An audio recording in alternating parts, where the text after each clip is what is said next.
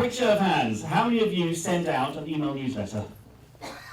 Oh, quite a lot. Okay. Another show of hands. How many of you subscribe to somebody's email newsletter? Might be easy to say. Is there anybody who doesn't subscribe to any email newsletters? Have you? Good on you. Would you like one? What I want to do today is just take a few minutes to look at this as a tool. Email newsletters are all over the place. Lots and lots of people send them. You may receive lots of them. Do you read them? Some of them, yeah. So what I want to do is give you some tips to improve your rate if you're sending them out, and also to start sort of filtering through the ones that are worth reading. Now, I was going to talk from my experience. I've written email newsletters, I've sent them for myself, for clients, I've obviously received them, but I suddenly realised that there was a man in the room who knows even more than I do, because actually, putting this down, he's written a book about it. So the author of Delivered, the no-nonsense guide to successful email marketing, please welcome back to the stage, Nathan Littleton. Hey! I feel like I'm on Parkinson. Absolutely. So, email newsletters. Why, as speakers, should we be sending them? You should be sending them because the whole point of what you do as speakers, and whether you're speakers or trainers, it relies on you having an area of expertise. It relies on you knowing an awful lot of stuff. And that stuff is really valuable to the people who will ultimately book you or will hire you to work for them as a consultant or a coach. So it's important not to underestimate your area of expertise and actually just how much knowledge you've got. And giving that out in the form of an email newsletter can be really valuable, and in turn, that builds up the trust in you as a professional. Great. So what would you say is the biggest mistake? What's the most common mistake you see? Oh, there are quite a few mistakes. I was gonna say, we've only got 10 minutes. The biggest one is trying to sell before you've earned the right to be able to sell. So I'm not stupid enough to think that you can just send out email newsletters as educational content and hope that stuff comes in. At some point you have to send a sales message. But you can't do that unless you've earned the trust in your community. I like to call them a community, the people who are in your email list. Once you've earned the trust with them, that's when you can send a sales message. So the biggest mistake is premature solicitation. It's going out there and trying to send a sales message, get some business before you've earned the right to do so. Okay, so what makes good content? You're saying it's educational, is that it? Is it just stuff that's based around your expertise, or is there more to it than that? Is it just your latest blog post, for instance? It could be. The great thing about putting a blog post out there is it's content that goes in multiple sources, so it reduces the amount of time that you need to take to put it together. The best type of content relies certainly on your area of expertise, but to get a real understanding of the best kind of content, you need to understand your customer to the degree that you know the colour of their cufflinks. It's got to be, I use this example in terms of marketing where we talk about features and benefits. So the features of a product are important to a customer, but actually they don't really care so much about them. What they care about are the benefits that it will bring to them. Now, when you understand the true benefits of why a customer buys from you, that's when you can understand what education is going to be relevant to them. So the example I give is one that's been given time and time again. People say that the man who buys a drill doesn't really want a drill, he wants a hole in the wall. Well, the example I give in the book is that, well, actually he doesn't really want a hole either. What he probably wants is a hole that will hold a screw that supports a shelf in his daughter's new bedroom. He could probably take or leave the hole, it doesn't really matter. So to understand the customers to that extent, that's where you can understand what education is going to be most relevant to them. Okay, but is there also a need for entertainment? I mean, should we actually also be sending stuff that's going to engage? Because with the best will in the world, our educational stuff isn't always the most interesting. That's right, I've worked with lots of accountants. And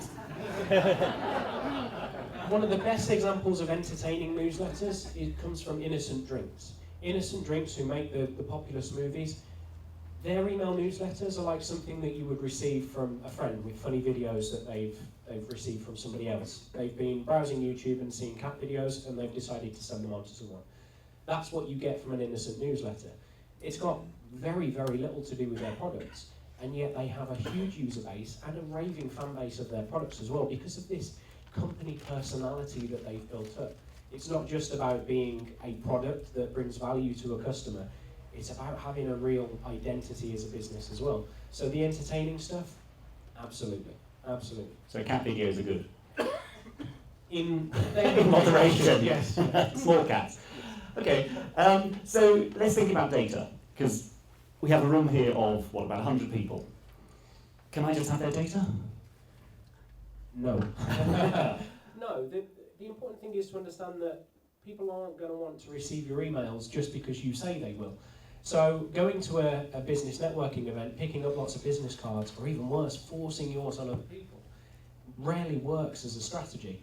If you demonstrate value at the front end, that means that someone wants to give you their email address and wants to receive your emails, that's going to yield a far better result.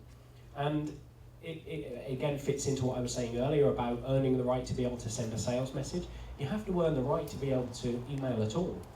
And especially in the days now where people are receiving a lot of spam emails, what that means is that they hold their email address and their name with a price attached to it. And you've got to be able to pay that price of enough value in what you're delivering. That might be an ebook or an audio download or a video at the front end, or it might just be the promise of detailed tips on a weekly or monthly basis about the area of expertise and maybe a bit of entertainment as well. Okay, but so by giving you my business card, I am not giving you permission to add me to your email list. Is that fair? That is fair. From a legal perspective, it's entirely fine. In terms of business data, that's considered fair game. If you're using an email marketing service, though, it's certainly not fair game. And actually, from a moral and I guess a social perspective as well, if you're looking to build relationships with the people in the room here, you don't want to annoy them at the first hurdle where their experience of you is having a nice conversation and then all of a sudden receiving 3 emails the following week. Yeah, okay. Now, this is something that I have a bit of a bee in my bonnet about, I'll be honest. There are people in this room who now send me their email newsletters despite the fact I've never subscribed to them. Am I the only one? Okay, show of hands, how many people think they have been added to somebody's email newsletter list without asking? Almost everyone in this room. And I can see people in this room who have done it. Now, what I then hear, I'm trying not to look at anybody in particular at this moment, what I then hear is people saying, I don't feel I can unsubscribe from that person's email newsletter because they will see that I have unsubscribed from their list. So today I am calling for a 7-day unsubscribe amnesty. I love that. So for the next 7 days, you can unsubscribe from anybody's email newsletter list that you don't read and don't have to feel guilty about doing so. Now, I suspect some of you are probably sat there thinking, I'm going to lose half my subscriber base. Don't think of it as losing subscriber base.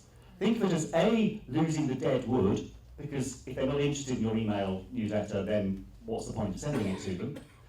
And B, think of it as actually sharpening your database.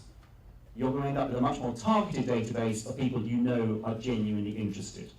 So you've got 7 days to unsubscribe from any email newsletters and not feel guilty about it. That's my gift to you today. So just let's finish off. You mentioned Innocent Smoothies. Which other email newsletters do you rate? Brands, speakers, anybody? I subscribe to absolutely hundreds of email newsletters, and I'd suggest you do the same as well. The important thing to make sure is that it's not clogging up your inbox, so apply some filters so that they get put into a folder where you can peruse them at your own leisure, and when you are setting time aside to be able to look at your email marketing strategy.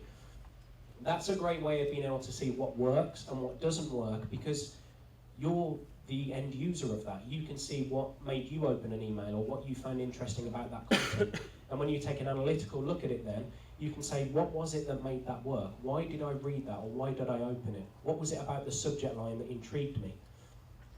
In terms of specifics, I think Alan Stevens, his newsletter's been mentioned a number of times.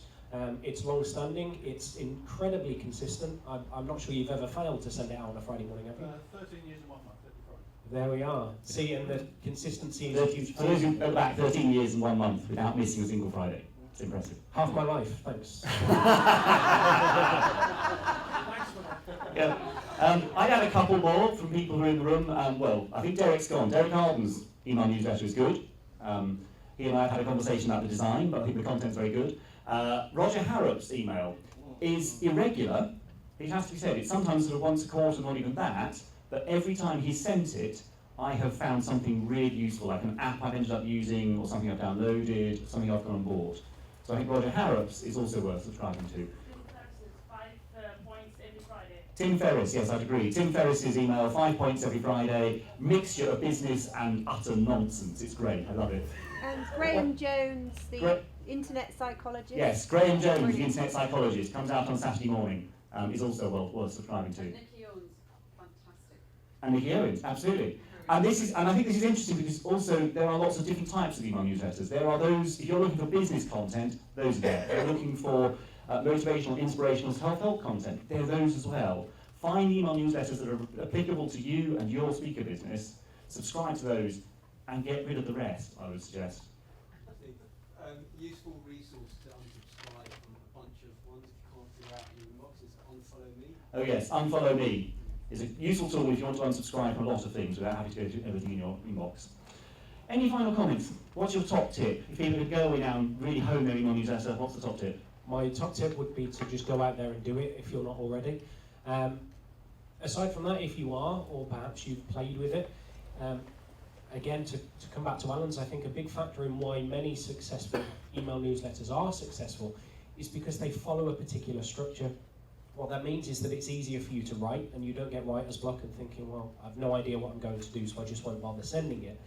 Follow the same structure. If you've got a video, a quick tip, and maybe an article, there you've got the basis of a really solid email newsletter.